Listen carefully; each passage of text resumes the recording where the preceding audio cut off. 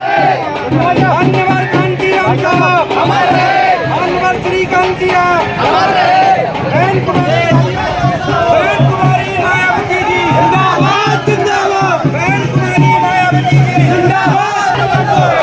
समाज पार्टी जिंदाबाद। बीएसपी की क्या पहचान, बीएसपी की क्या पहचान, बहुजन समाज पार्टी जिंदाबाद, जिंदाबाद, बहुजन समाज पार्टी बहन जी संघर्ष करो। बीएसपी की इस चुनावी जनसभा में इकट्ठा हुए पार्टी के सभी छोटे बड़े पदाधिकारी एवं कार्यकर्ता हैं।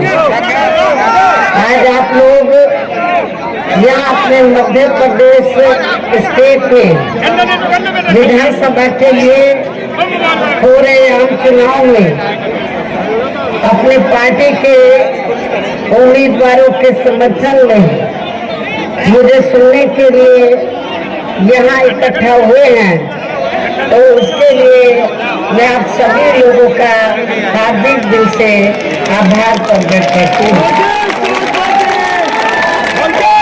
और मैं सबसे पहले अपनी पार्टी के संबंध में ये कहना चाहूंगी कि हमारी पार्टी ये चुनाव आपके मध्य प्रदेश स्टेट की अधिकांश विधानसभा की सीटों पर पूरी तैयारी व दमदारी के साथ ये चुनाव लड़ रही है।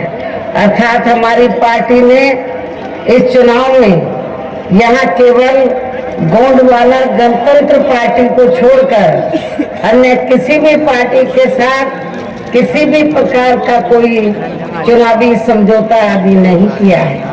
इसके साथ ही हमने बीएसपी से जुड़ने की तादाद को ध्यान में रखकर फिर उसी अनुपात में ही यहाँ सर्व समाज के लोगों को टिकट भी दिए हैं कि अपने देश को आजाद हुए व भारतीय संविधान को भी लागू हुए अब यहाँ बरसों बीत चुके हैं। और इस लंबी अवधि में केंद्र में आपके प्रदेश में भी यहाँ विभिन्न विरोधी पार्टियों की सरकारें रही हैं, लेकिन दुख की बात यह है कि इस दौरान यह सभी विरोधी पार्टियों की रही सरकारों में आपके प्रदेश सहित पूरे देश में भी सर्व समाज में से विशेषकर दलितों, आदिवासियों, पिछड़े वर्गों, मुस्लिम व अन्य धार्मिक अल्पसंख्यकों के साथ साथ गरीबों, मजदूरों, किसानों, छोटे व्यापारियों एवं अन्य मेहनतकश लोगों का भी सही से विकास व उत्थान आदि नहीं हो सका है। जिनकी सरकारों की नीतियों व कार्यशैली को अभी ने और ज्यादा आजमाने की जरूरत नहीं है। और इस मामले में खासकर मैं दलितों, आदिवासियों व अन्य पिछड़े वर्गों के लोगों को ये भी बताना जरूरी समझती हूँ कि इन्हें परम पूज्य बाबा साहब डॉक्टर भीमराव अम्बेडकर के कड़े संघर्ष एवं अथक प्रयासों से भारतीय संविधान के तहत मिले कानूनी अधिकारों में से खासकर सरकारी नौकरियों में जो आरक्षण की सुविधा मिली है, तो उसे भी यहाँ शुरू से ही इन वर्गों के प्रति हीन व जातिवादी मानसिकता रखने वाली सभी विरोधी पार्टियों की रही सरकारें प्रभावहीन बनाने में तथा इसे धीरे धीरे खत्म करने की भी पूरी कोशिश में लगी हुई है। मौका मिला है, आरक्षण मिला है, वोट का अधिकार मिला है। आज जो थोड़ी दलील तो होते आप लोगों को मिल रही है, तो इसकी देन न कांग्रेस बीजेपी किसी पार्टी की नहीं है, बल्कि परम पूज्य बाबा साहब डॉक्टर अम्बेडकर की। हवाई व प्रलोभन भरे चुनावी घोषणा पत्रों आदि के बहकावे में तो कतई भी नहीं आना है, जिन्हें ये पार्टियां सत्ता में आने के बाद अधिकांश अमल में नहीं लाती है। जिस पर से अब जनता का काफी हद तक विश्वास ही उठ गया है।